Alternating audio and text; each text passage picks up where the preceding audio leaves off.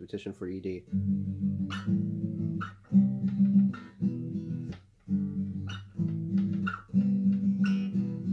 I have erectile dysfunction, my god.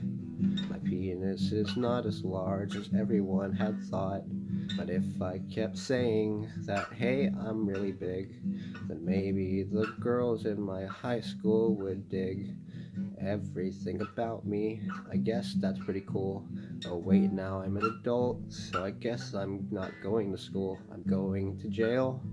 A buddy called the FBI because I feel like everything in my life is a goddamn lie. My aunt is coming in with medicine, and I feel like all these brethren ain't touching my denizen. These are sick bars that I'm coming off the top of my dome, but I'm, living without a home. Just kidding, I got two. Because being a divorced kid is fucking nice.